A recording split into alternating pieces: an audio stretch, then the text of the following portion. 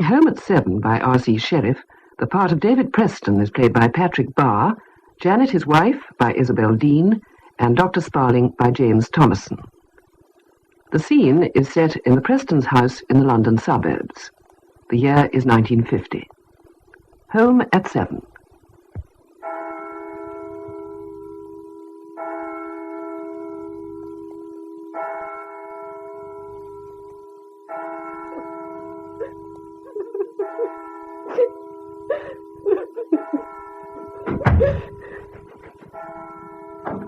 Hello, Janet, my dear. Have you got a cup of tea? Oh, David, my darling, my darling. Janet, what on earth's the matter? What happened? Janet, what is it? Aren't you well? For heaven's sake, please, what is it? Oh, David, it's been terrible. I thought I'd go mad. What happened to you? Where have you been? Where have I been? To the office, of course. Where do you think I've been? But last night, and all today. What on earth are you talking about? I've never seen you like this before, Janet.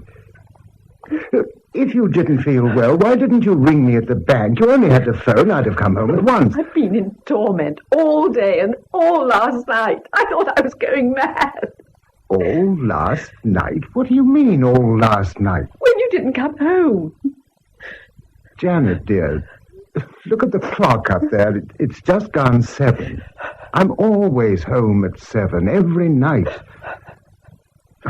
Look, there's nothing for you to worry about. It's just been an ordinary day, dear, just like any other But Monday. today's Tuesday. Monday, darling. It's Tuesday, David. You're tired, Janet. You've got confused. I do know what day of the week it is. It's Tuesday. Yesterday was Sunday. Don't you remember? It rained a little in the morning. It cleared up, and in the afternoon we worked in the garden. After supper we listened to the radio. Remember?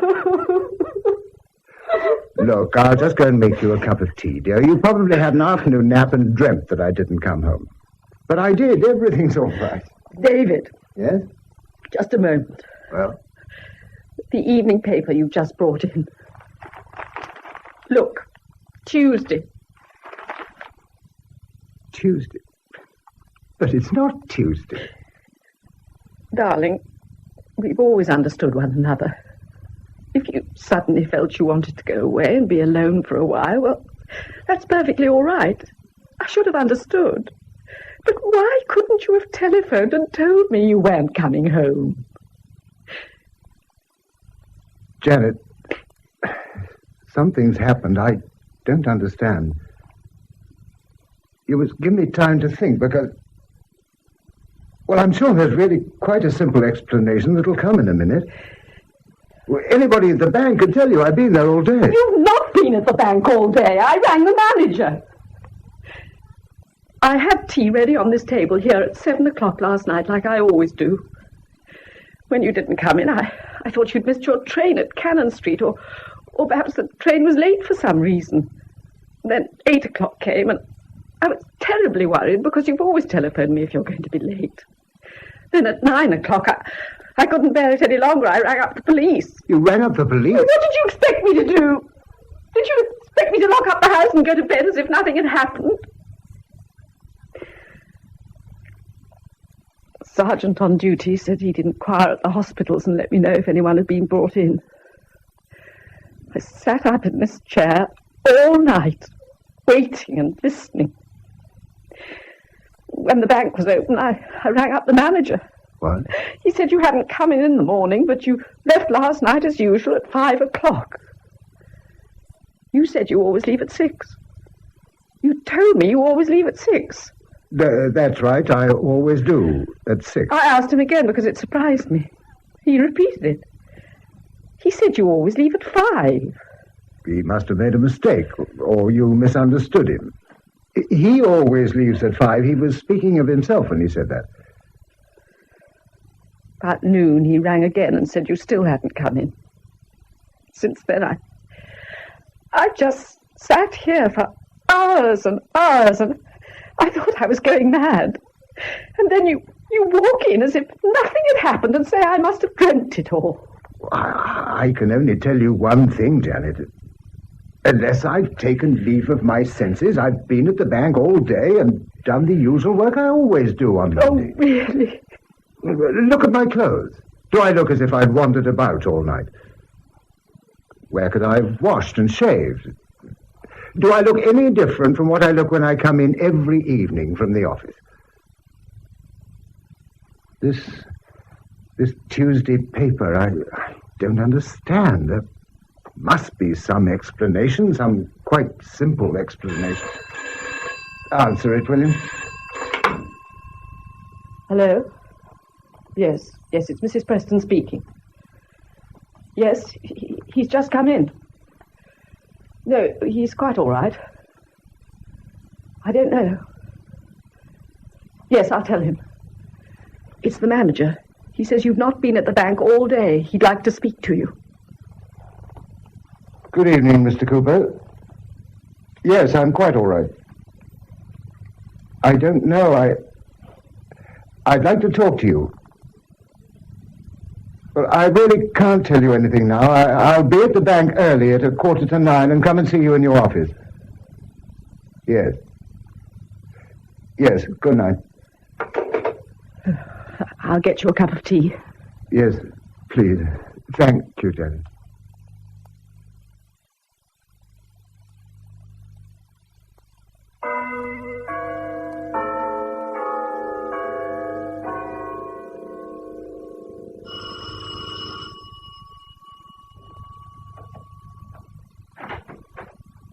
Good evening, Mrs. Preston. Oh, Dr. Sparling, I'm so glad you've come. Do come in. Thank you.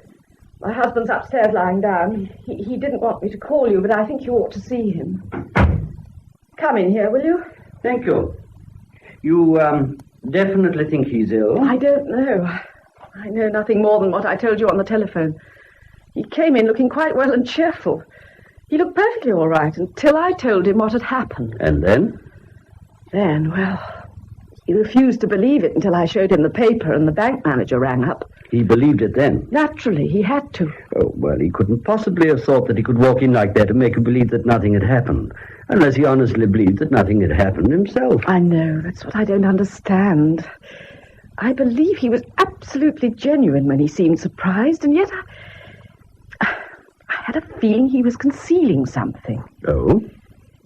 Well, it's a small thing, but he told me he left his office at 6:00 last night, that he always leaves at 6. But the manager told me on the telephone that he leaves at 5, regularly, every night. Well, that hardly explains him being away for 24 hours. No, but it... Did you ask him about it? About the time of his leaving? Yes. He said it was a mistake. He was so certain that I had to believe him. Yes, of course. You don't know us very well, Doctor, but we're absolutely happy together. Yeah, I'm sure of that. And that made it rather hard for me to say what I did to him. But I did try to make him realize that I would understand perfectly if he wanted to go off by himself for a while. What did he say? He said quite definitely that there was nothing. Absolutely nothing. Then I think you should accept that. Yes, I do. Because I'm certain he always has told me the truth in all the years we've been together. Well, now, if you'll let him know that I'm here. Yes, I'll go and tell him. David, Dr. Sparling's here. Right, I'll come down. Well, I'll leave you together. Yes, all right. Good evening. Good evening, Doctor. Well, it's quite a while since we last met. Yes, that knee of mine 2 years ago now. Has it been all right? Perfectly. I rubbed that liniment in a couple of times and forgot all about it. Good. But we've met since then, you know. Do you remember the social club dance? Oh, at Christmas. Yes, we had quite a good crowd that evening. Yes.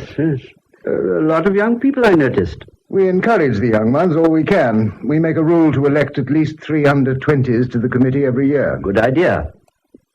It keeps you pretty busy, treasurer of a big club like that. It does, rather. It takes a good deal of time, but I enjoy it. Well, shall we sit down? Right. My wife told you on the phone what happened? Yes, she told me everything you had told her.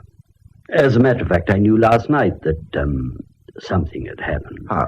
Well, the police rang through to the hospital to ask if anyone had been brought in. I was there at the time. They gave your name, of course. I'm sorry my wife did that. Well, I think she did the only thing possible in the circumstances. Oh, quite, I realize that, but, one doesn't want a lot of talk. No, of course not. But I don't think you need worry. Well, I hope not. Now, I understand from your wife that you left for the city in the usual way yesterday morning. Yes. You came home this evening at your usual time, believing it was the same day, when it was actually a day later. Yes. It's all so queer, Doctor. I got home as I always do, just at 7. I was feeling perfectly all right. I found my wife in a terrible state. But when she told me what had happened, I thought she must have dreamt it. I couldn't believe it until I saw the date on the newspapers, and the bank manager rang up and said I hadn't been there all day. I still can't believe it. It's like a nightmare. Yes, but do sit down again. Sorry. Look, I don't want you to take this in the wrong way. But you do realize that anything you tell me is in absolute confidence, even from your wife. Yes, of course. Well, it's impossible for me to help you unless I know everything. If there's anything you don't want Mrs. Preston to know... I can tell you nothing more than I told my wife, and I've told her everything I know. Well, we must try and explore and see what we can discover. Now, between the time you left home yesterday morning and the time you got back tonight, there's only one thing that could have happened. There must have been a lapse of memory that apparently lasted for a full 24 hours. But surely, when a man loses his memory, there must be a moment when he recovers it and wonders where he is and what's happened. No, not necessarily. No? You see, the return of the memory isn't always a sudden thing. It's quite possible that it gradually returned, that you gradually noticed familiar things around you and picked up the thread of your normal routine without even being aware of the lapse. But where could I have been for 24 hours? Where could I have washed and shaved? Well, look, there's still a crease in my trousers. My coat and hat were perfectly clean and brushed. Where could I have been? Well, that's what we've got to try and find out. Yes. Have you been quite well recently? Perfectly. Nothing seriously worrying you? Nothing to account for this. I see. Was there anything unusual in your journey to London? Nothing at all. I got to the station a few minutes before the train came in. I met Major Watson on the platform, the president of our social club. We travelled up together and talked about club affairs. The new tennis courts we're laying out in the general meeting next month. I remember that perfectly. Nothing happened at the bank because the manager told my wife on the telephone I was there all day. And you left the bank at the usual time? Yes. You said just now that everything I tell you will be in confidence. Oh, absolutely. Well, there is one thing. It's really such a trivial, harmless thing. It couldn't possibly have any connection with all this, but you must understand that my wife and I are perfectly happy together. I'm sure of that. But everybody's got little things they like and dislike. My wife doesn't like alcoholic drinks. Oh, she's not a fanatic or anything like that. I'm perfectly sure that if I wanted beer or sherry or anything else in the house, she wouldn't raise the least objection, but I respect her feelings about this and don't have them. In any case, I drink very little and don't need them in the house at all, but, well, like a lot of other men, I enjoy a glass of sherry in the evening when I finish my day's work. Oh, so do I, very much. It's been a habit of mine for some while to drop in at a little place and have a glass of sherry on the way to the station every evening. Well, why not?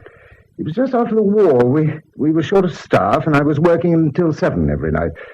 At 6 o'clock, I used to go out and have my drink and go back to finish my work. It's a little pub in the side street near the bank, run by a brother and 2 sisters, very nice people. Joe's around 40, I suppose, and Ellen's about the same age. Peggy's much younger, under 30, I imagine. I know what you're thinking, Doctor. Oh, no, not at all. Why should I? It's all perfectly harmless, I can assure you. We'd pass the time of day, have a joke or two while I sat drinking my sherry, that's all. Well, then a few years ago, this late work finished, and I was free to leave the office at the usual time, at 5 o'clock. I was rather disappointed to think that this little interlude would have to end. They didn't open till 6, of course. I could scarcely hang about for an hour waiting. So you went round to the side door? Yeah. Well, I used to do that at a pub in Winchester during the war. Well, they live over the premises, and Joe said I only had to go round to the private door, knock, and go in. It was against the licensing rules, but it really wasn't a very serious offense. I suppose it was rather silly not to tell my wife, but I just let her think I still worked at the office until 6. Oh, well, I don't think that's very terrible. I imagine a good many other city men do the same. Why didn't you tell your wife? I really don't know why I haven't. Mainly, I think, because I didn't want her to feel that she was depriving me of something I could easily have at home. Oh, she'd have insisted on getting the sherry in, but I didn't want it in. I liked having it where I do at that time of the evening. I understand. If I suddenly told her now I'd been doing this, she might think it was somehow connected with what happened yesterday, but, well, I'm sure it isn't. You went there as usual last night? I arrived just after 5 and left at 6 in good time to catch my train. And nothing unusual happened? Nothing at all. I just sat there in their private room having my sherry. Then, when we all went into the bar and had a game of darts, I remember 6 o'clock striking from St. Paul's as I said goodnight. Then it all boils down to the next hour, because normally you'd have been home at 7. Yes. Can you remember how you were feeling on the walk to the station? I was just feeling happy and contented, like I always do, walking to the station after my sherry. And did you have more than usual to drink that evening by any chance? No, I'm certain of that. 2 is my limit, and they never press me. And you arrived at Cannon Street in good time for your train? Yes. There is just one thing. I do remember a curious feeling as I went into the station and looked up at the big clock. Can't exactly describe it, just a vague, uncertain kind of feeling. I remember looking very hard at the clock. So hard that I can see it quite distinctly now. The white face, the big black hands that pointed to 6:15. Now that might be something. Then I remember rather a dazed, uncertain feeling as I went for my train. I had to think before I could recollect the number of the platform, though it's always number 5 every night. Well, can you remember the journey home? Such a routine journey. I don't remember any special incidents. Was there anybody you knew on the train coming down? I don't think so. You're not really very sure about that journey, are you? Not absolutely. Sorry, I thought perhaps you'd finished. Come in, Mrs. Preston, do. I'm not disturbing you. No, not at all. That's it, Mr. Preston doesn't mind. No, of course. Now come in, Janet, please. Well, I can promise you one thing, Mrs. Preston. Your husband's perfectly well in himself. A case of lost memory is disturbing, naturally, but there's no need to be alarmed. Thank you, Doctor. Mr. Preston, have you ever had a serious illness or accident? Oh, never. I've always kept very well. What were you doing during the war? At the bank, as usual. I was an air raid warden. You went through some pretty bad bombing? Oh, yes, this was Fly Bomb Alley here, you know. Well, can you remember any especially bad incident? Oh, well... There was that one in Elm Tree Road, David. Yes, I had a narrow squeak that night. A fly bomb came down on a piece of wasteland just behind the houses. I wasn't more than 100 yards away. Naturally, the blast was pretty bad. I wasn't hit by anything, but I was deaf in this ear for a few days. Did you have medical attention? Well, I didn't think it was necessary. I felt all right by the deafness, and that soon wore off. Well, a shock like that can play funny tricks on you sometimes. We've had a lot of it since the war. You know, perfectly normal people can have a thing like this happen without even remembering the original cause of it. It may come from a severe shock like this one of yours, or it may be the result of a long period of strain. You mean there's permanent injury? Oh, no, not at all. Well, it may be a good thing in a way. It may clear the system of a suppressed nervous condition. Once it's over, you're free of it for good. If only I knew when it happened and what I was doing all those hours. I think we're fairly clear when it happened. Are you? Your husband remembers feeling a bit queer at Cannon Street Station.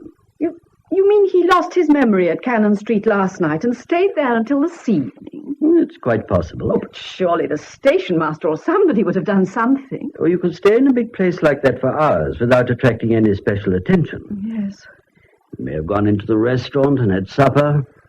You may have gone out to the station and walked back to the city. This morning you may have gone to a barber's shop and had a shave. This evening you may have returned subconsciously to Cannon Street.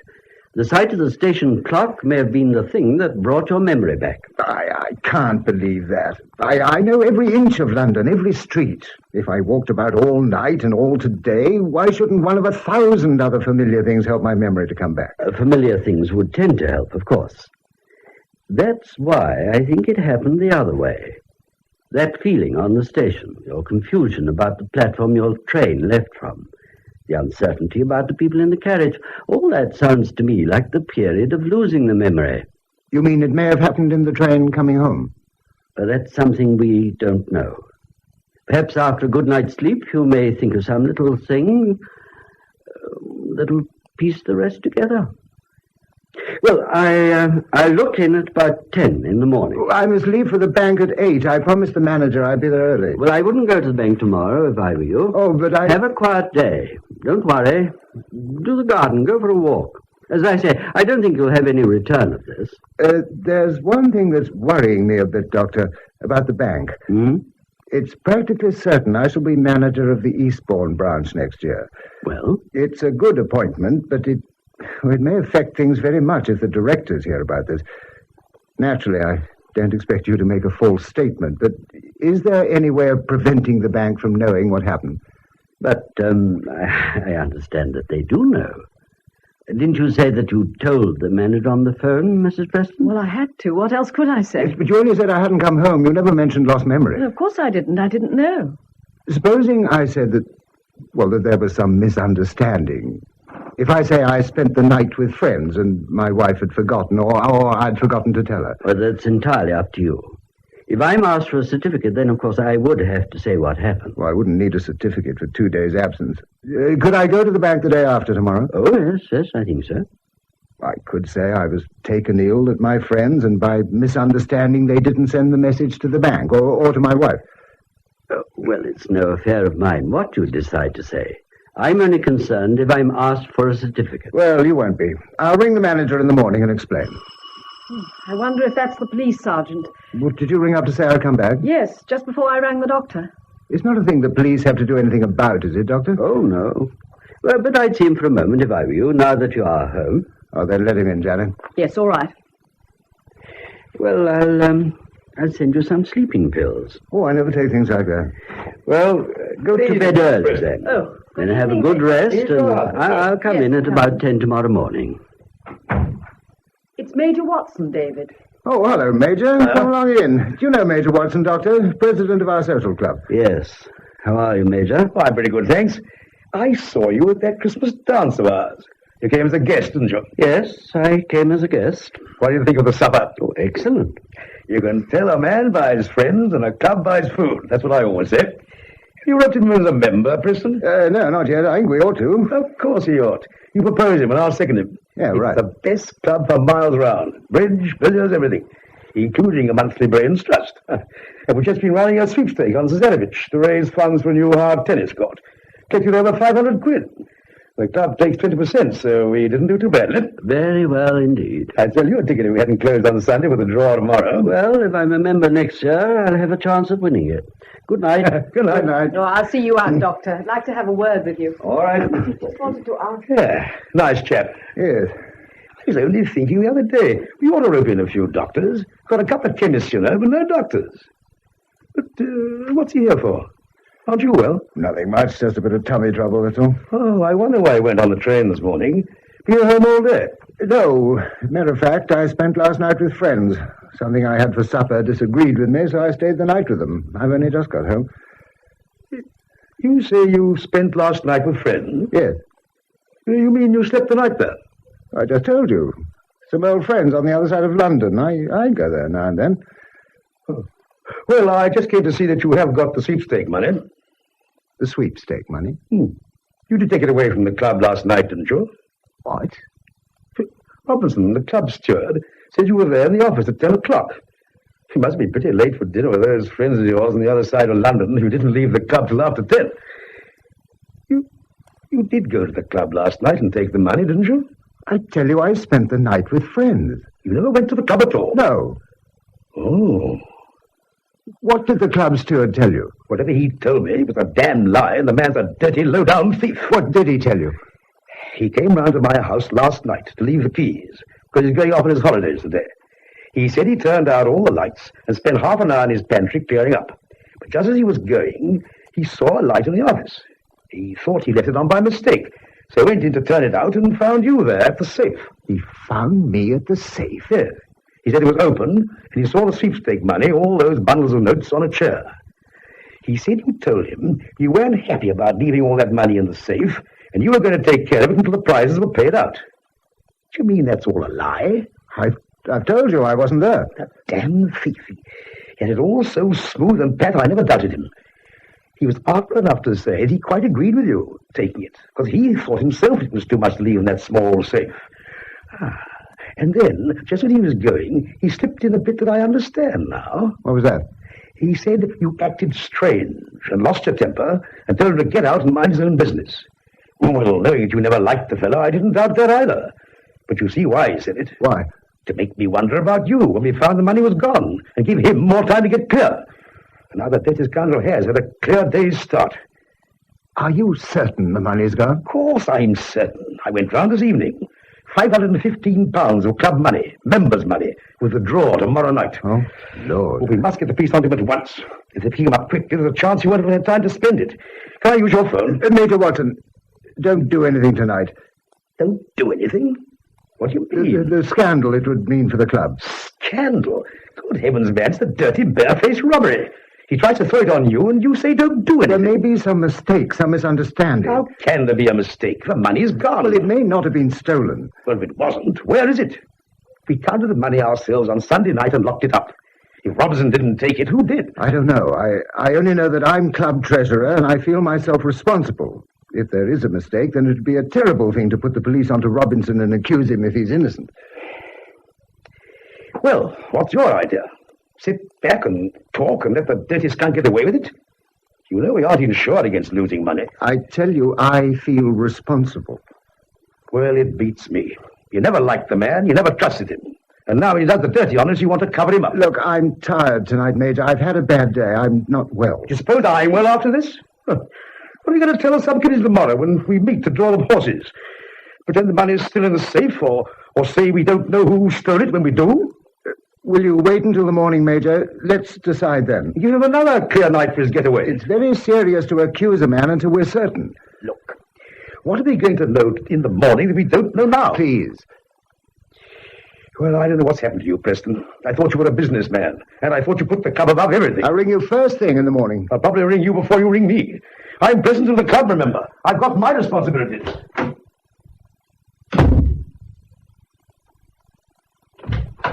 David, isn't it terrible?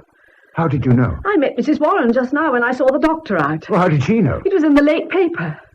What was in the paper? But didn't Major Watson come to tell you? Do you mean he hadn't heard? Heard what?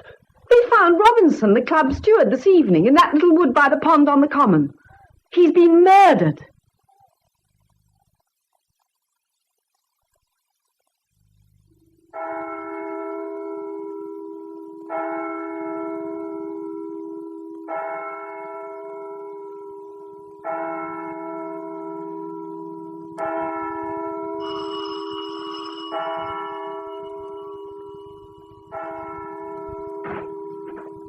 Good morning, Mr. Preston.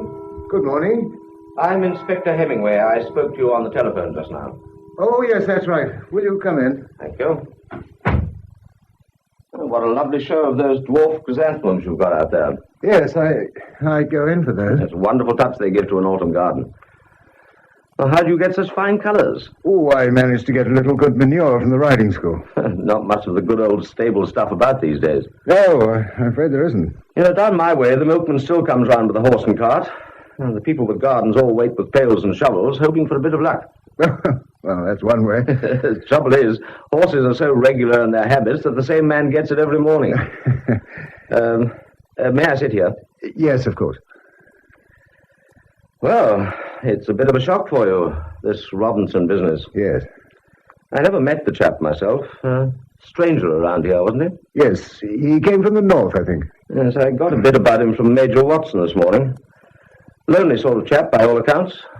The landlady says he's got a brother somewhere, but we haven't traced him yet. You're the treasurer of the club, aren't you? Yes, that's right. I suppose you knew him pretty well. Well, only as club steward. He'd bring me the accounts and I'd check them over and pay the money into the bank. Were they always in order? No trouble? No, none at all. He wasn't a good housekeeper. There were small mistakes and additions, but nothing deliberate. Did he do everything in the club? Well, there's a woman who does the cooking, and a little fellow who works in the kitchen at weekends. He works at the hospital the rest of the week, so Robinson was practically on his own. Mm-hmm. What's the name of the cook? Mrs. Pritchett. Miss Pritchett. And the name of the other chap? I don't remember. Oh, I suppose I could contact him at the hospital. Of course.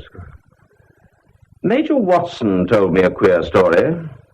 I think he saw you last night. Yes, he came in. From his account, this fellow Robinson had some idea of involving you, Mr. Preston. Yes, so Major Watson told me. Of course, we've no proof yet that he took the money at all. He hadn't got it on him when he was found. He hadn't? No.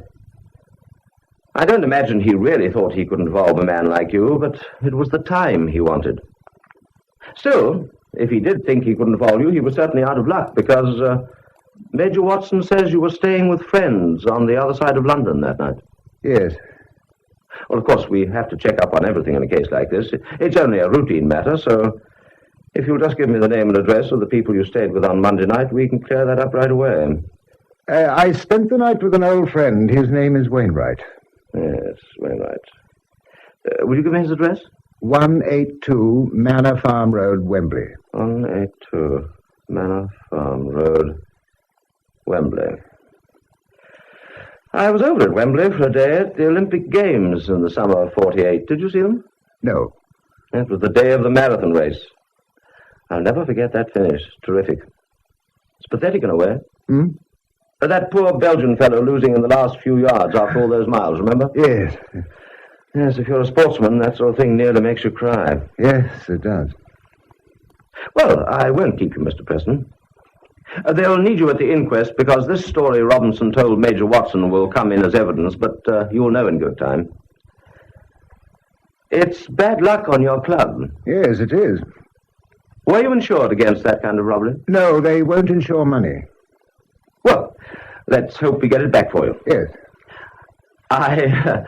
I don't suppose you could spare a few of those chrysanthemums. Well, of course. My wife loves a bit of colour in the flat. We don't have a garden, worse luck. Well, I'll ask my wife to pick some. Thanks, that's very nice of you. I'll drop by and pick them up on my way home, if I might, around 5 o'clock. I'll see they're ready for you. Fine. Well, we'll keep you informed. Thanks. I'll see you No, out. that's all right. Don't you trouble. Goodbye. Goodbye.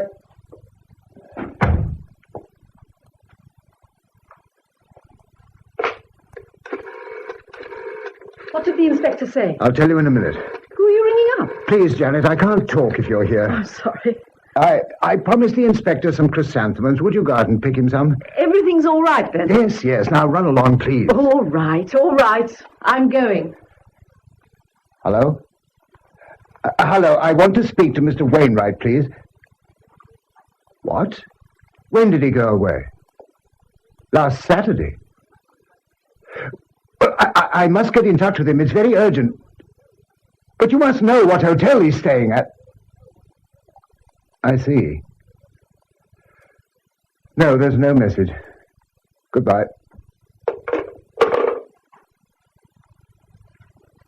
Did he say what colours he likes? Colours? What colours? Well, you said the inspector wanted some chrysanthemums. Oh, it doesn't matter now. Oh, but David, dear, you told me a minute Oh, a ago. few of each, that'll be all right. Oh, I'll go. I expect it's Dr. Sparling. Good morning, Mrs. Preston. Good morning, Doctor. Will you go in? I'm just going to pick some flowers. My husband's in the sitting room. Oh, right. Well, good morning. Good morning. How are you feeling? All right, thanks. Did you have a good night? No, I couldn't sleep. I didn't think you would. That's why I wanted to give you something. You heard what's happened? No. It was in the paper. Oh, you mean that club steward? Yes. Yes, I have heard. Well, now, have you been able to piece things together at all? No. No small thoughts or memory that might help us? No, there's nothing. Well, shall we try running through things again, quietly and slowly, to see whether perhaps... Oh, well, for heaven's sake, no, I did all that in the night for hours. I began to think I was going mad. It was too horrible. You mustn't think like that. You don't suppose I can close my mind to it and not think at all? No, but you... Why don't you say what's in your mind and have done with it? I know exactly what you're thinking. Every imaginative person suffering a lapse of memory fills the blank periods with all kinds of things that might have happened. But, my dear chap, if you connect this matter of the club steward with yourself, well, it's just absurd. Why is it absurd? Because a person suffering from lost memory still retains his own character. If a criminal lunatic lost his memory, he probably continued to behave like a criminal lunatic. But a normal, honest man would continue to behave normally and honestly. Suppose a normal, honest man hated somebody. Wouldn't he go on hating that person subconsciously when his memory had gone? Yes, I imagine he would. But you didn't hate this man, Robinson. I did hate him. You did? How can I explain it?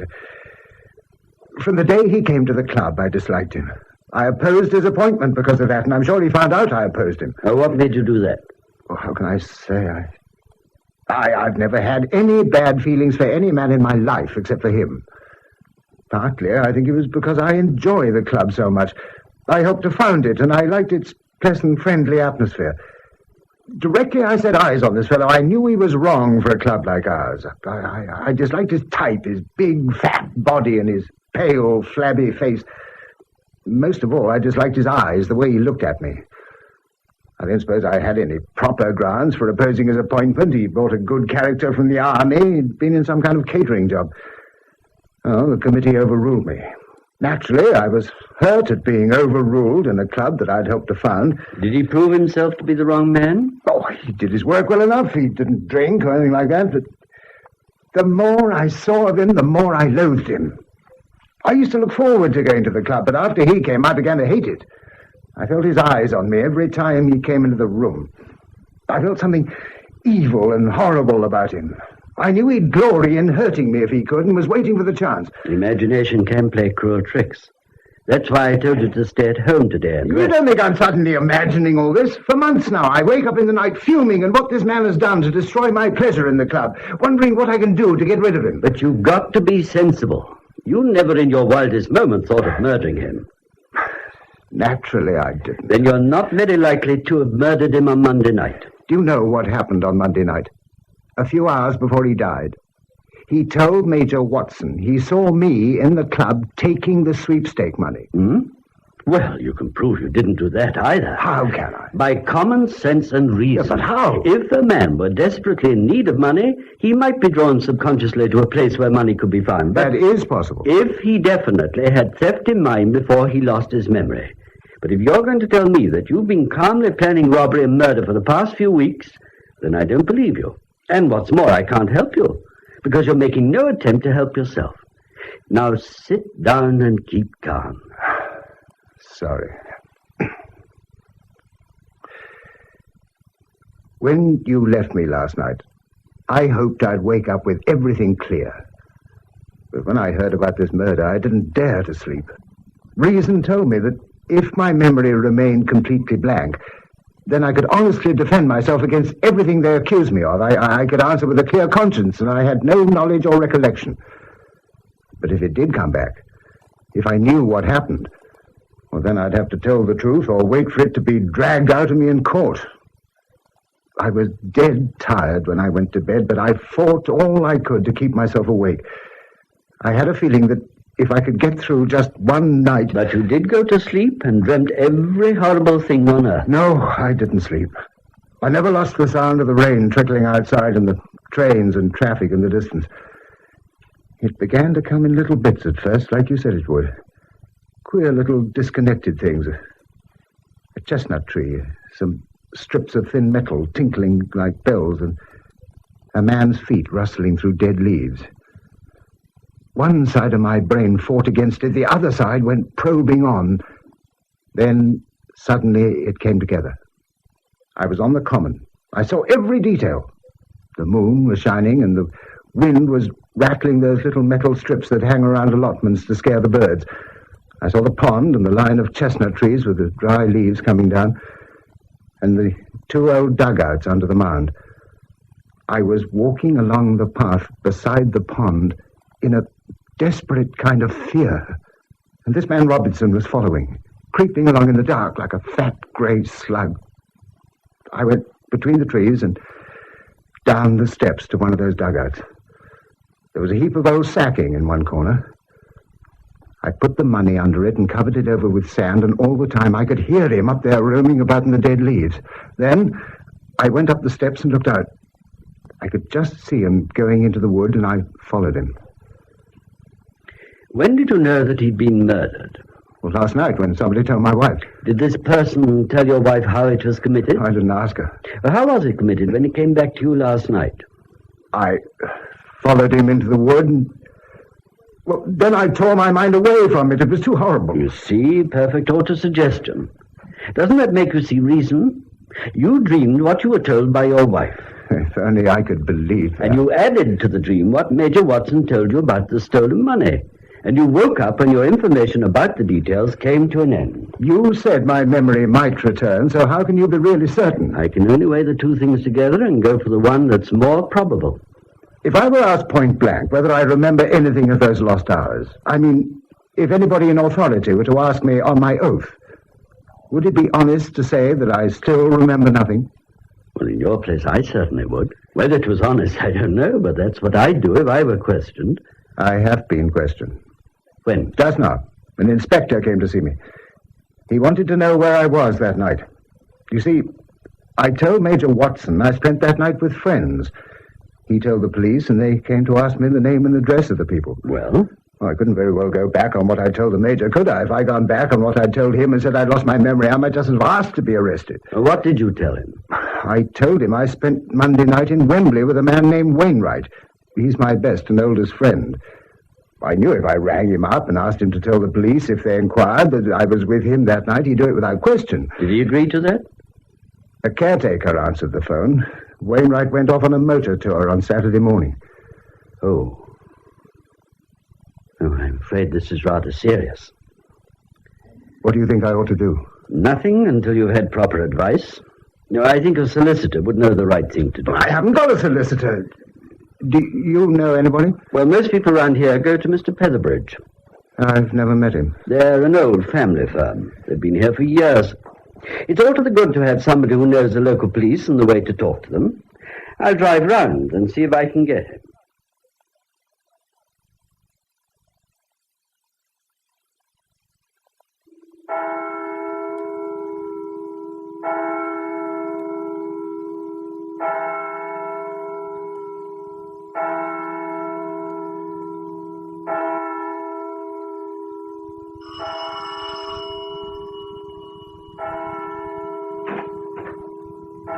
Oh, Mrs. Preston, this is Mr. Petherbridge. How do you do? How do you do? It was good of you to come so quickly. Well, not at all. Luckily, I was in my office. Will you please come in? Thank you.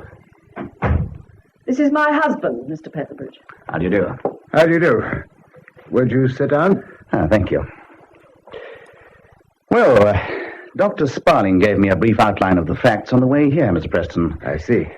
It's 1,000 pities that you felt it necessary to mislead the police with an untrue statement.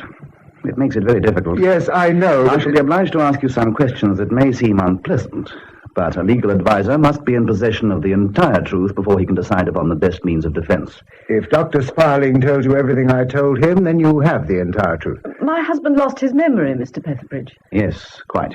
But you said something about defense, as though he'd done something wrong.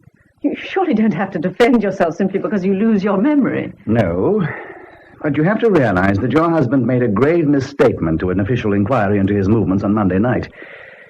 I'm afraid that in itself would constitute an offense in the eyes of the police. He made that statement at a time of stress and anxiety. I think the police should be told that. I understand this statement involved another person, a close friend of yours who was in fact in no way connected with your movements on Monday night. That's perfectly true. Well, that friend might have felt compelled to support your request and declare that you were in his house that evening. He wouldn't have felt compelled. He'd have done it gladly and willingly, as I would for him. You were asking him to commit perjury. If he'd been at home, and if he'd agreed, then he might easily have found himself committed as an accessory after the fact. Are you for me or against me in this, Mr. Featherbridge? I warned you I'd have to ask some unpleasant questions, Mr. Preston. I should also have warned you that I'd have to remind you of some unpleasant facts. Then, will you make one point quite clear to me? If I can. If a man committed a crime in a period of lost memory, would it be judged like a crime committed by a man in a normal condition? Well, that's extremely difficult to answer. We should have to search for precedents and examine them. I've no knowledge of any acquittal upon the plea that the accused had lost his memory at the time when he committed it, although I've no doubt that the plea has often been made. You don't believe I did lose my memory? No, I didn't say that. If you tell me upon your honor that you did in fact lose your memory, then I accept it without question. Thank you. Our task will be to convince the police. But I'm afraid you've given them a tremendous advantage in making a false statement of your whereabouts on Monday night. In a court of law, a good counsel might go a long way with that. I think there's another thing in Mr. Preston's mind. I told you he had some impressions. Well, personally, I think it was a dream. You mean concerning this money? Yes.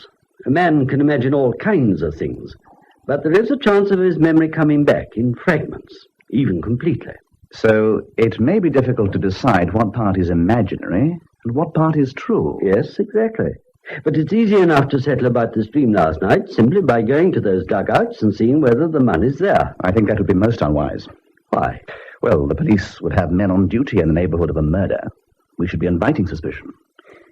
In any case, even if the money's not there... It would at least settle Mr. Preston's mind. Yes, I know, but that's not the important issue. A dream which turns out to be imaginary is no proof of a man's innocence. Definite clues are the factors that really count. Mr. Preston, is there any personal property that you can't account for? Any small things that you had with you before you lost your memory, which are missing now? Yes, your gloves and a handkerchief, David. Oh. Did the handkerchief have your name on it? My initials, DHP. Can you describe the gloves? Ordinary brown leather, almost new. Oh, he may have left them in the train. Yes, we must hope that he did. Well, Mr. Preston, at the moment there's only one thing to advise. Absolute frankness. I suggest that we communicate with the police at once and tell them that you wish to correct your previous statement. Well, what will they do then? It depends on so many things. Whether they have clues or witnesses to support them, the extent to which they accept your husband's statement that he did actually lose his memory. But he did. We know that. We have to prove it, Mrs. Preston. Normally one does that by establishing an alibi. Unhappily, your husband sought to prove a false one, and we've no means of telling what view the police will take of it. We shall endeavor to explain, of course, but they may feel their case strong enough to stand upon circumstantial evidence alone.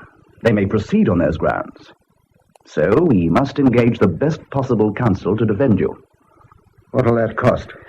In a difficult case like this, there's a psychological value in engaging an outstanding one.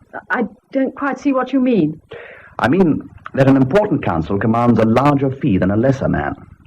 If you can show yourself in a position to meet that fee, then automatically you show the jury that you are unlikely to have stolen out of urgent need. What would an important counsel cost? Well, I don't think it would be a long case. Counsel's fees may be, 250 guineas. Expert medical evidence, perhaps 50 guineas.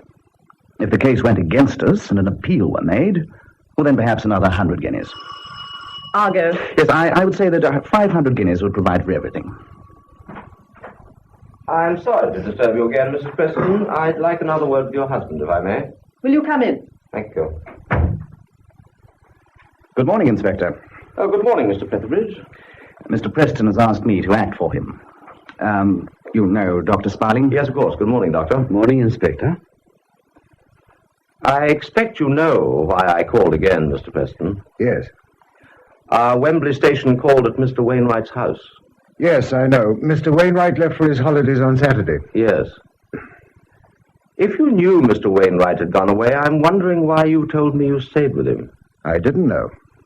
You mean you didn't know when you told me this morning? That's correct.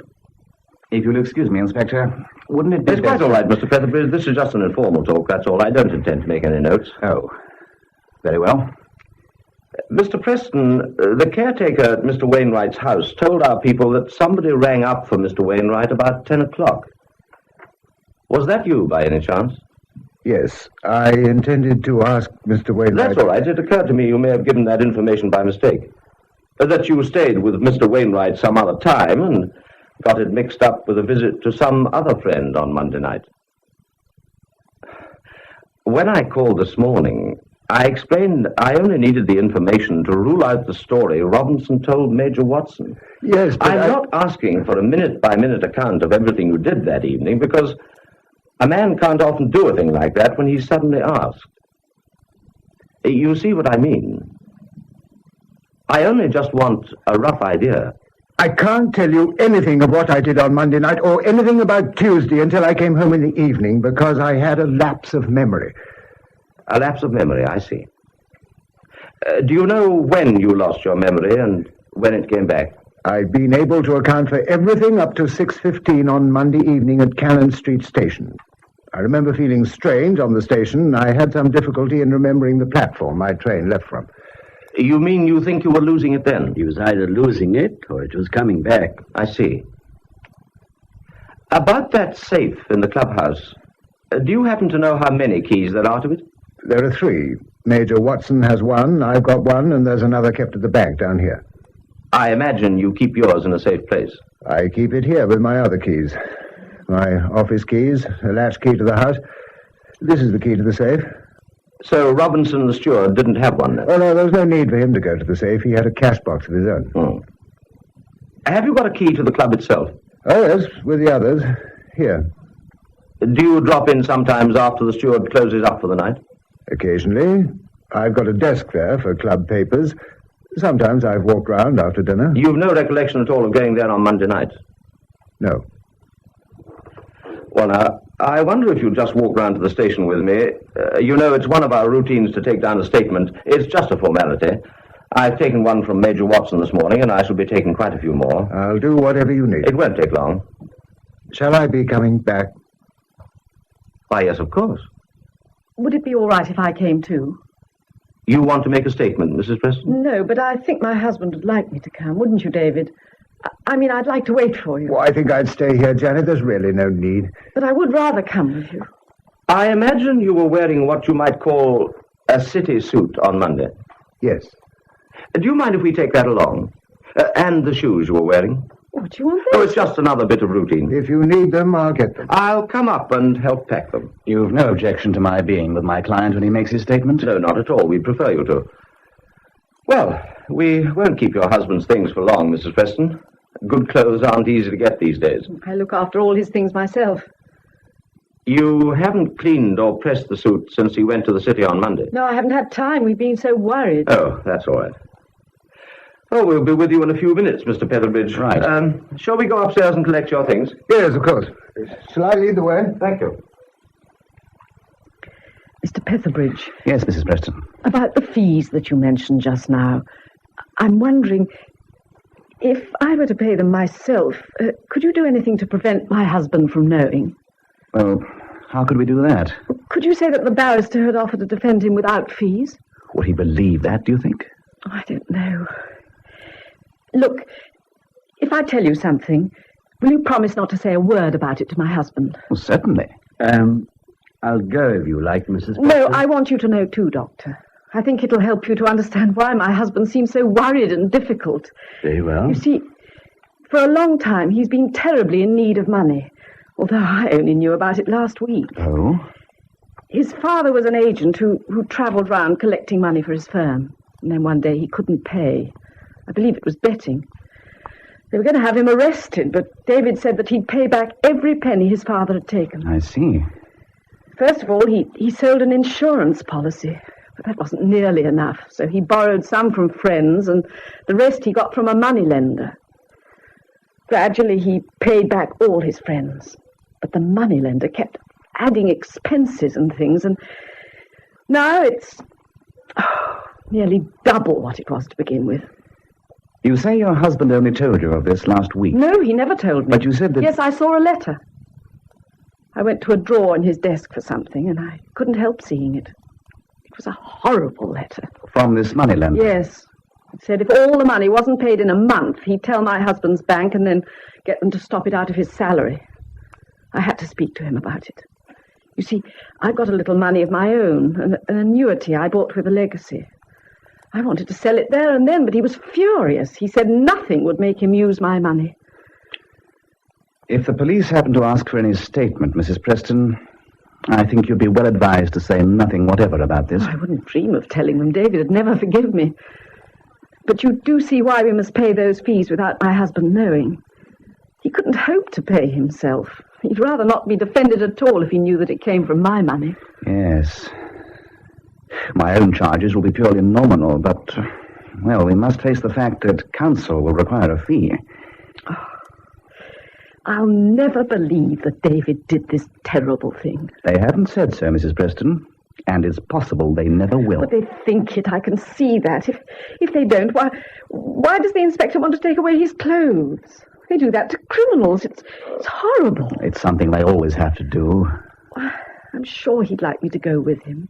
Do you think I could? Of course. Well, I'll give you the annuity papers tomorrow. You will get the best possible man, won't you? You can rest assured we'll get the very best. Thank you. I'll go and put on my things. You know, Dr. Sparling, it's a very difficult position. Yes, it certainly is. Hello, who can that be? Can you see through the window? Yes. It's Major Watson. Ah, well, I'll go and let him in. Oh, hello, Doctor. I came along to see Preston. Well, you can't see him now. He's with the police inspector upstairs. Oh? Why upstairs? I think you'll have to see him some other time. Well, it was about the club account books. You see, he keeps them here on his desk. Well, you better speak to Mr. Featherbridge about that. Oh, hello, Featherbridge. Hello, Major. You know, I don't think it would be wise to touch anything without police authority. But it's about our sweepstake. Preston's got a list of members and what they pay for tickets. We've got a subcommittee meeting tonight. Lord knows what's going to happen. If you explain at the police station, I'm sure they'll do what they can. Why can't I see him? He's not well. I thought he looked funny last night. It's queer, isn't it? What exactly do you mean? Why, the whole thing. He told me last night he stayed with friends on Monday, somewhere on the other side of London. I heard just now the police were looking for him. Who told you that? Oh, chap on the bus.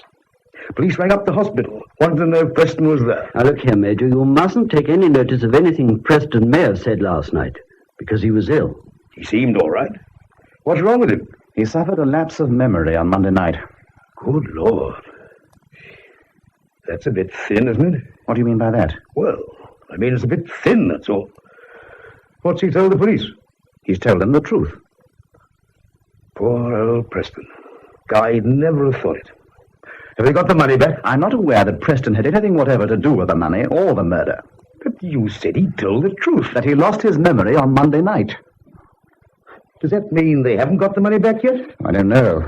The police have got that in hand. Oh, well, it can't be far away. Aren't you helping the police? And Mr. Preston has asked me to act for him. Oh. If he didn't have anything to do with it, what's he want you for? For that very reason, Major Watson. It sometimes happens that an innocent man needs more protection than a guilty one. Oh, good morning, Major Watson. Good morning. Mr. Petherbridge, the inspector said, would you mind coming up for a minute? Yes, of course. My husband's given him permission to look round his room, and he'd like you to be there. Yes, I'll come. Oh, and, Major, if you go to the police station and explain why you want to see the books, I've no doubt they'll help you. Oh, all right. Do you think they'll swallow this loss of memory idea, Doctor? Oh, why not, if it's true? Do you believe it? Certainly I do. Why? Because I talked to Preston last night and again this morning, and I'm certain he's not the kind of man who would plan a careful robbery, then carry out a cold-blooded murder. I've been a doctor for nearly 20 years, Watson. I had a good deal of experience in judging people, and I'll stake my reputation on Preston. You mean he really did lose his memory? I told you so. But could a fellow do all this when his memory was gone? It's possible, but I don't believe he did. How would they call it? Insane or something like that? Look here, you're an old friend of his, aren't you? I've known him 10 years or more. I pulled him in when I started my club. Then I should have thought that you would want to help him all you can. I don't want to make it worse for him any more than you do. But I'm president of the club, and I've got to see that money back. Why are you so convinced that he took the money? Well, it's bound to come out, so why shouldn't I tell you? First of all, Preston was hard up. He'd borrowed money all round the club. I lent him 50 quid himself. Yes, but he paid you all back. Oh, he paid us back. In time. Well, then. I never knew a fellow get clean out of debt once he started borrowing. You're a man of the world, Doctor, you know that. Another thing, he hated the club steward. Yes, I know that. You do? Yes. Do you know why? No, I don't know. But Preston was always bringing up piddling little complaints and trying to get him sacked. And here's another thing. That safe of ours wasn't opened with a key. It was broken open. If Preston had his own key, why do that? Well, you don't have to be Sherlock Holmes to work that out. He broke it open because he had a key and Robinson hadn't. Oh, really? It was a smart job, too. I never suspected anything, but he hadn't touched the lock. He'd taken away a side panel. The side panel of a safe? Well, it's more strong box than a safe. It only needed a screwdriver and a bit of patience. The police showed me this morning how it was done. I wasn't too happy myself about putting all that money in it, but Preston disagreed, said it was okay. And he knew that Robbins was off on his holidays on Monday night. See? I don't see anything but a few chance things that might happen any day to anybody. I didn't see Preston's face when I told him Robinson had been round to my house. Men don't look like that about chance things. What did he say? Nothing at first. And then he pulled out that story about staying Monday night with friends. When I thought I was going to the police about the robbery, he pretty nearly went down on his knees to stop me. But, my dear man, if he was at the safe and Robinson caught him there, then why let Robinson come round and tell you about it before doing anything? He didn't know Robinson was coming round. That's why. Now, put yourself in his place and see what you'd do. You arrange to plant a robbery on somebody else, and the very man you're going to plant it on catches you red-handed. You tell him a yarn about taking care of the money yourself. He goes off. But you don't know whether you convinced him or not. Then you remember you've broken the damn safe open to make it look as if he'd done it. All right so far? Perfectly. Okay. You're in a hell of a jam. You know Robinson's going home to get his bag and take the train to London.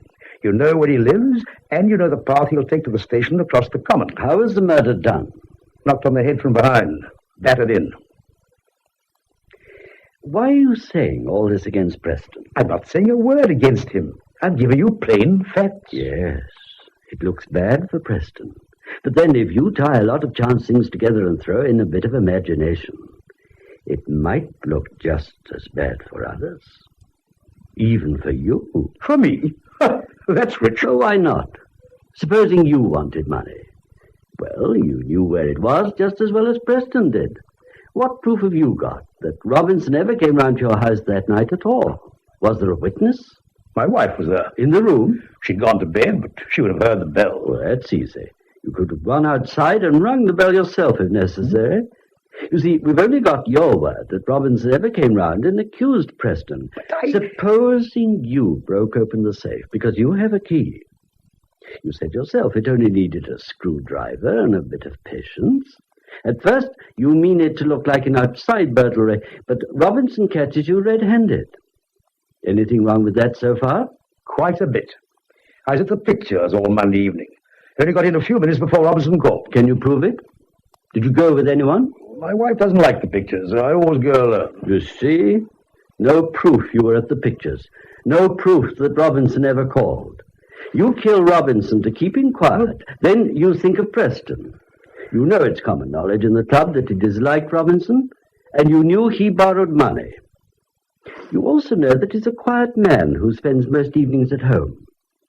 His wife might say that he was in that evening, but the police don't trust the word of a devoted wife. You go around to Preston's house to feel the way, and by the grace of the devil, you discover this lapse of memory that makes even Preston doubt himself. It's wonderful. You're clear. Leave Preston alone, and his own imagination will do the rest. You've got quite a bit of imagination yourself. But you make one big mistake. In your over-anxiety to settle this thing squarely on Preston, you talk against him so much that you naturally make the police suspicious. They inquire into your own movements and discover that you can't prove a thing about that night. Tell you I was at the pictures. When you tell the police that old yarn, they laugh. Every man trying to prove a false alibi says he was at the pictures. No, Preston's in a far stronger position than you. Why? Because his lapse of memory is too improbable to be a lie. But would any man in his senses commit a murder and then disappear for 24 hours without a single attempt to lay false clues, then walk back into his own sitting room and try and convince his wife that it was the previous day? Oh, no, Major, that's absurd. And if he was in his right senses, the shock of killing a fellow might make him lose his wits. Then he wouldn't remember a thing. No, I don't think so. The shock might bring his memory back. It wouldn't make him lose it. But if he... My dear Major, I know perfectly well you didn't have anything to do with it. I'm only saying how easy it would be for an innocent man to bring suspicion on himself by trying to incriminate another one. I never said I wanted to. I know. I was just talking generally, that's all. Well, I'll be along down to the police station about those books. All I want is to get that money back. I'm sure you'll get it back. Well, I sincerely hope so. I most sincerely hope so.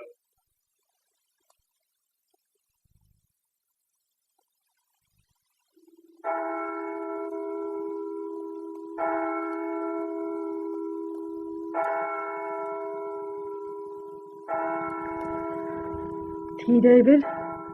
Good. I thought you'd like some toast. Yes, that's fine. I've been sorting out a few things this afternoon, Janet. Oh?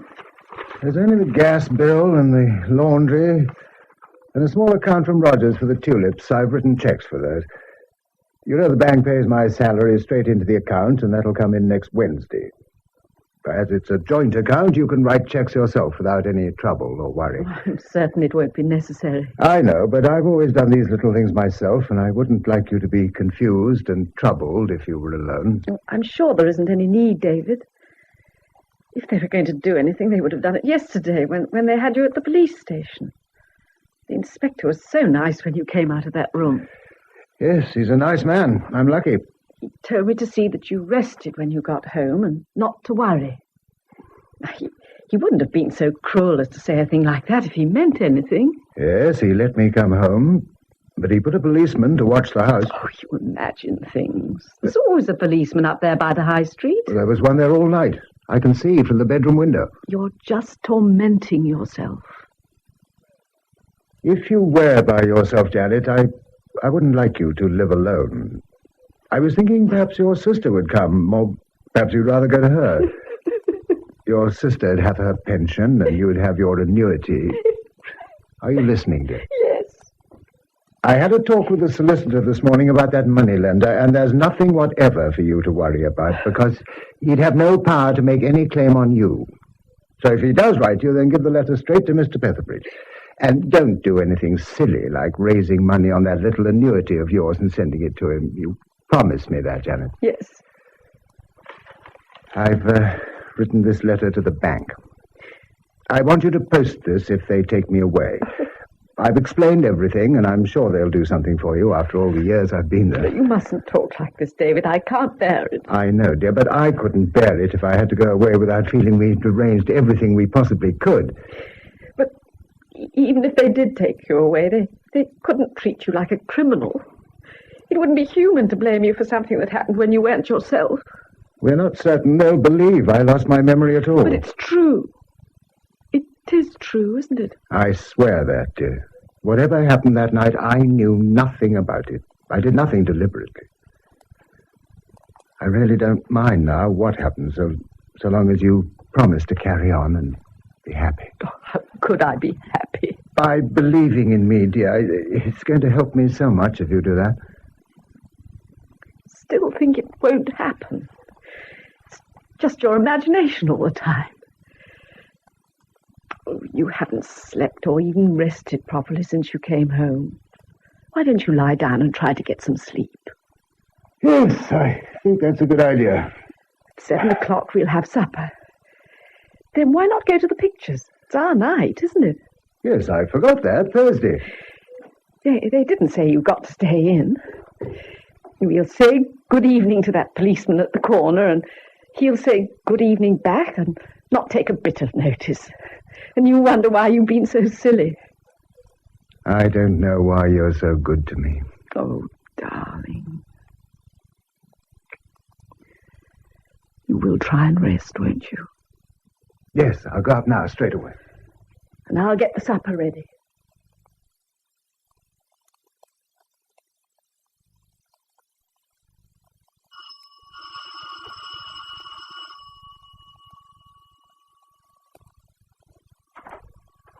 Oh, good evening. Does Mr. Preston live here? Yes. Are you Mrs. Preston? Yes. Well, could I speak to Mr. Preston, please? Well, he's resting. I can't disturb him now. But it's about this trouble, this murder. Oh. Are you from the papers? No, I'm not. I'm a friend of Mr. Preston's. Oh. Well, you'd better come in. Thank you.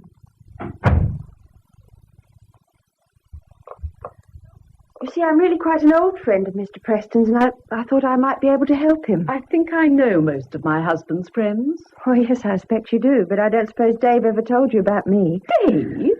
Oh, I'm sorry. He always let me call him Dave.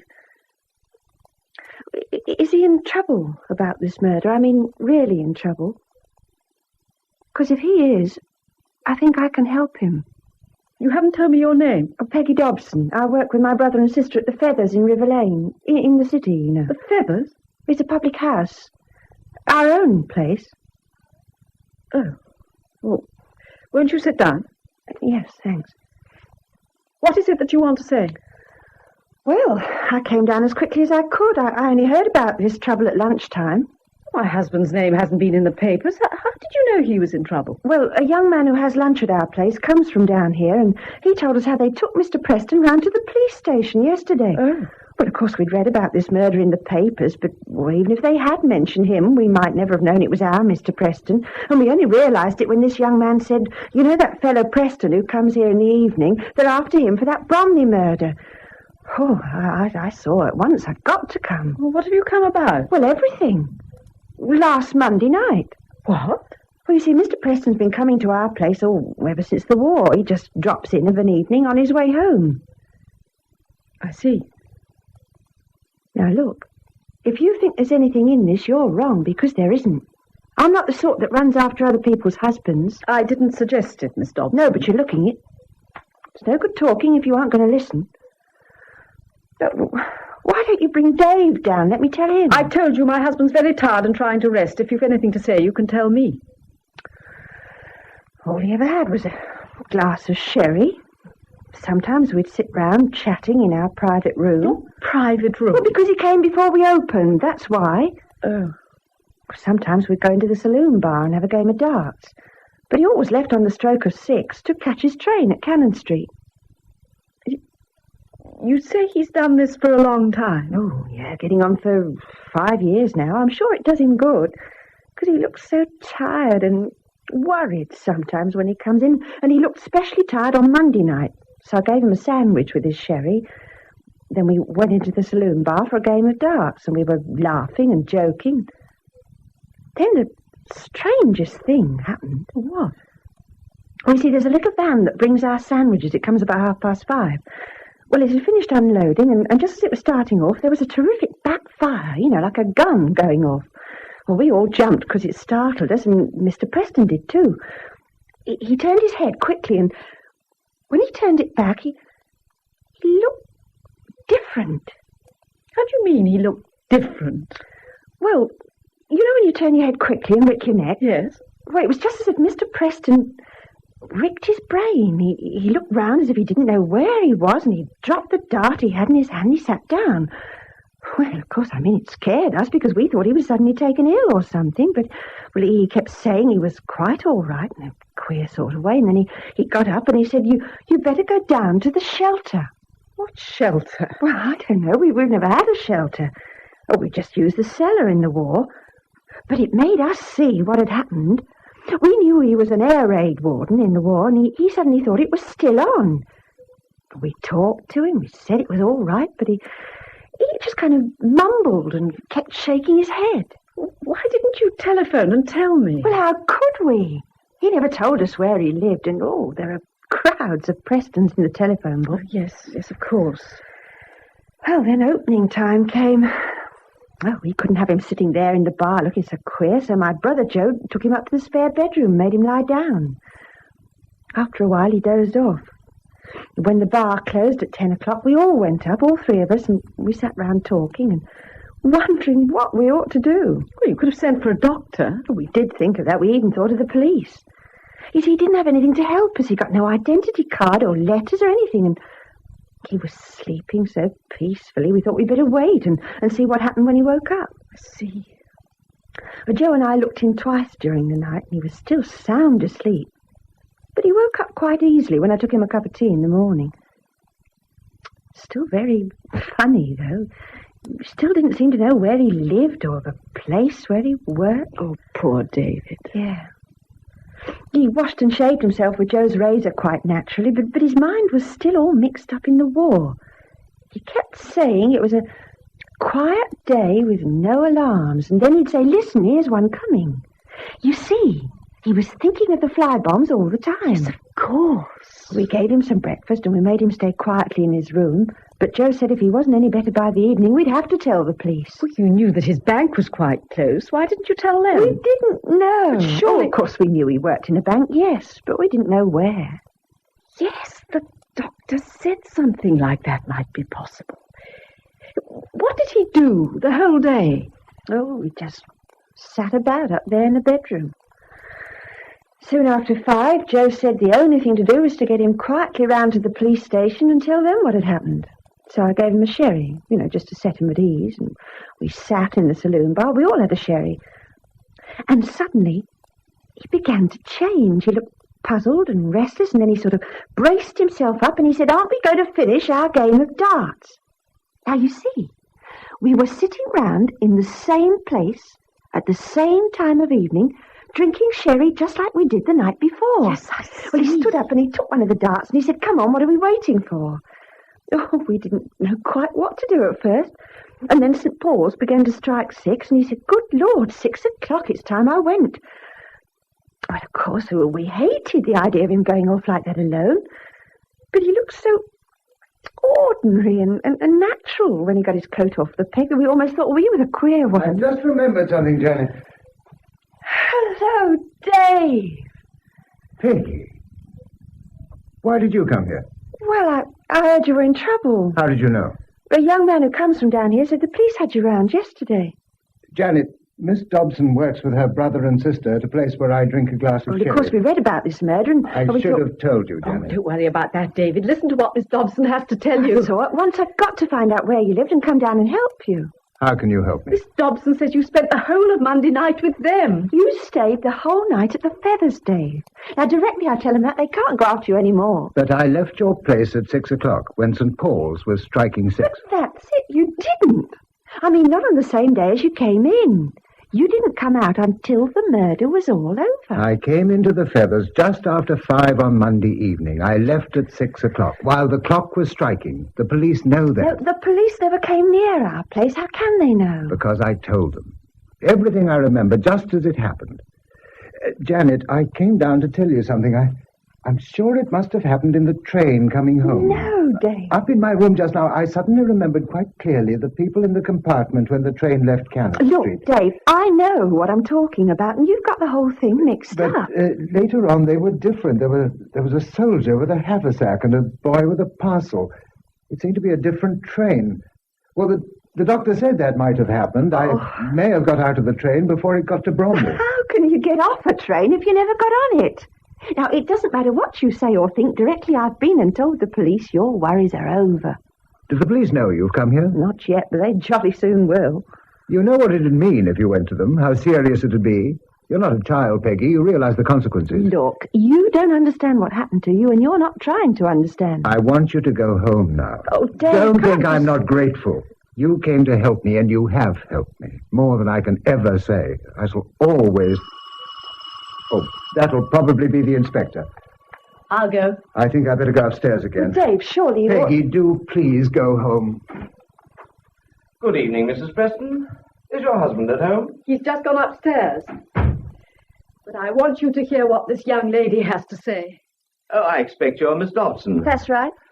I heard you'd come down. I've been having a talk with your brother and sister at the Feathers this afternoon.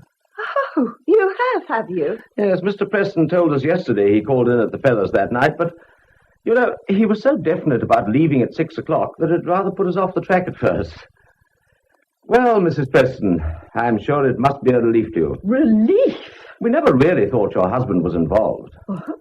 Oh, the thing that had been puzzling us was the coincidence of someone trying to plant a robbery on a man the very night he's missing from home. Well, we've got a few things to clear up, but as far as Mr. Preston's concerned, there's nothing more to worry about. It's perfectly all right. Oh, so it's perfectly all right, is it? You think you can walk in here smiling and everything's all right? Anybody think you were talking about a lost dog that's come home? Don't you realise you've made him ill? Now, Miss Dobbs. When you knew he didn't do it, why couldn't you phone up from the Feathers and tell him? Oh, no, not you. You come in your own good time. All you fellows are good for is hanging around our place at night seeing that nobody has a glass of beer after time. Oh, I'm sorry, Mrs. Preston. That's all right, Miss Dobson. I agree. Yes, well, I'll go now. I do hope you'll be all right.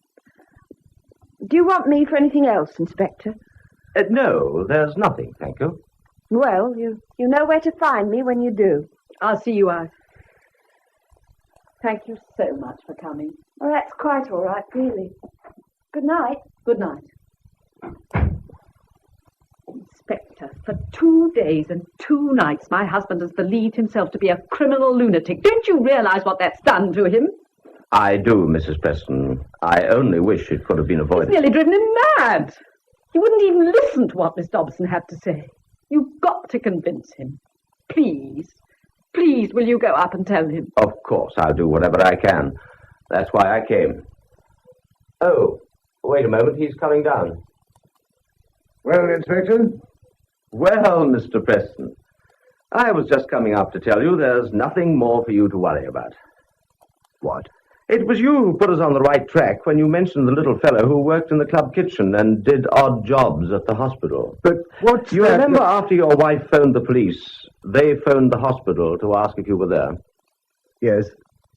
But It looks to me as if your club steward Robinson and this little chap had planned to get this money, or maybe Monday night, maybe the next, I don't know. But when they hear the club treasurer is missing, well, it's a gift. They break open the safe and share the money, and Robinson goes round to Major Watson and tries to plant it on you. And after that, it looks like the old story of thieves falling out. Robinson gets a knock over the head, and the other chap takes the lot. Oh, they picked him up this evening over in Croydon. The money as well, all but a few pounds. thank goodness for that. I'm afraid it's given you a lot of trouble and anxiety, Mr. Preston. Anxiety. But, you know, it's one of these things that might happen to anybody. Oh, here's a handkerchief and a pair of gloves you left in the spare bedroom at the Feathers. Thank you. I think your solicitor was a bit worried about those. Well, I'll say good night. I'll see you out. No, don't bother. Good night, Mrs. Preston. Good night, Inspector.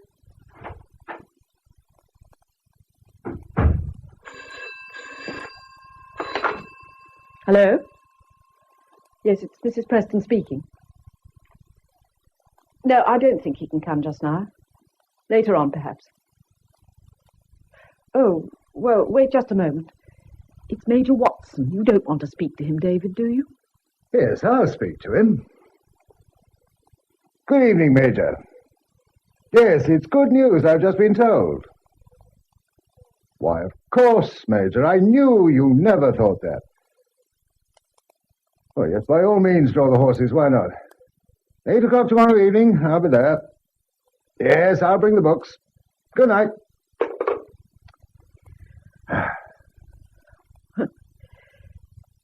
You didn't drink your tea, dear.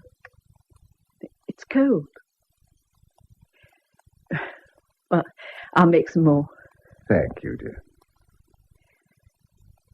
Tomorrow we'll put the tulips in.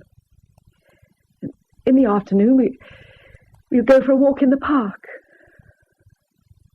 Oh, David, it's so wonderful. You're home. You've had a terrible time, Janet. I'm afraid I didn't help you very much, but I'm going to try. I'm going to try. Oh, David. David.